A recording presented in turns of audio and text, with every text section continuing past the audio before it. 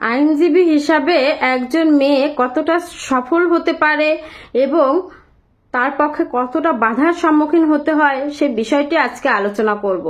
অনেকেই চাচ্ছেন যে তার বোন, তার মেয়ে আইনজীবী হোক, আইন নিয়ে পড়ুক। আবার মনে প্রশ্ন জাগছে যে এত ভিড়, এত ব্যস্ততা আদালতে, এত কিছু কি আমার মেয়ে বা বোন পারবে সংসার সামলিয়ে সন্তান মানুষ করে?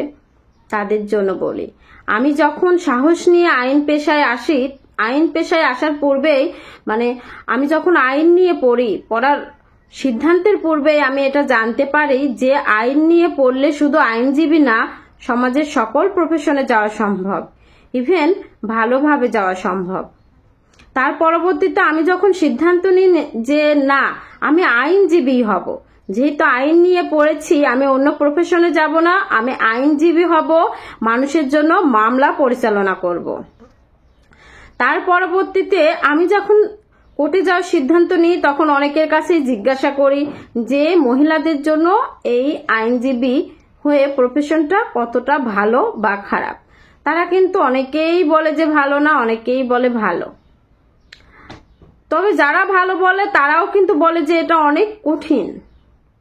আমি বর্তমানে আইনজীবী হিসাবে ঢাকা জজ কোর্টে আসছি, নিয়মিত প্র্যাকটিস করছি, মানুষের সমস্যার সমাধান দেওয়ার চেষ্টা করছি।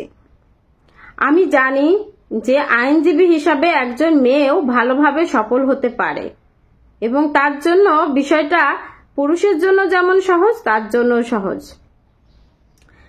কিভাবে একজন আইনজীবী হিসাবে আমরা অনেক কিছু করতে পারি, যেমন আমরা অনেক ধরনের মামলা পরিচালনা করতে পারি। আমরা জমি জায়গা নিয়ে মামলা পরিচালনা করতে পারি, ক্রিমিনাল মামলা পরিচালনা করতে পারি।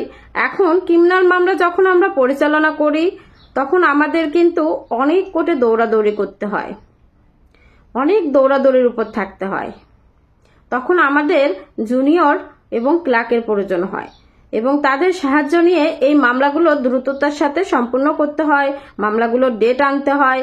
আবার আমরা চাইলে কিন্তু দেওয়ানি মামলা যখন পরিচালনা করব তখন কিন্তু এই দৌড়াদৌড়িটা কম হয়। সুতরাং একজন মেয়ে যদি দেওয়ানি মামলা ডিল করে থাকে, জমি জায়গা নিয়ে মামলা পরিচালনা করে থাকে, তার জন্য কিন্তু আইনজীবী প্রফেশনটা সহজই বলা যায়, বেশি একটা কঠিন না। তবে অনেকেই বলেন যে জমি জায়গা নিয়ে মামলা সহজে সবাই বোঝে না, এটা কঠিন, আমার মেয়ে বা বোন কি পারবে? আসলে সকল প্রফেশনে কঠিন, লেগে থাকতে হয়, শিখতে হয়, বুঝতে হয়, জানতে হয়, তারপরে না মানুষকে সাহায্য করতে হয়। আবার অনেকেই বলে আইন পড়াটা অনেক কঠিন, অনেক ল জানতে হয়, অনেক আইন জানতে হয়, অনেক ধারা জানতে হয়। আসলে সকল পড়াই কঠিন। আপনি যদি নিয়মিত পড়েন, দিনে 4 থেকে 6 ঘন্টা পড়েন বা 8 ঘন্টা পড়েন, মাঝে মধ্যে পরীক্ষার সামনে 12 ঘন্টাও পড়েন, আপনার কিন্তু অবশ্যই আমি বলছি নিয়মিত যদি পড়েন আপনি আপনার সেমিস্টার বা ভার্সিটিতে ফার্স্ট হবেন। আমি কিন্তু অনেক মনোযোগ দিয়ে পড়তাম, বিশেষ করে টিচারদের কাছে ভালো ছাত্রী হওয়ার চেষ্টা করতাম শিক্ষকদের চোখে। ফলশ্রুতি কিন্তু হয়েছে অনেকটা। সুতরাং এই প্রফেশনটা যে কঠিন মেয়েদের জন্য সেটা আমি আসলে মনে করি না। আমি বর্তমানে ঢাকা জজ কোর্টে জমি জায়গা নিয়ে মামলা ডিল করে থাকি, পরিচালনা করে থাকি। তবে ক্রিমিনাল সাইডটা একেবারেই দেখি না তা না, ওই সাইডটাও দেখি। যারা আমার সঙ্গে যোগাযোগ করতে চাচ্ছেন তারা স্ক্রিনে দেওয়া নাম্বারে আমার সঙ্গে যোগাযোগ করতে পারবেন। ভালো থাকবেন। আসসালামু আলাইকুম।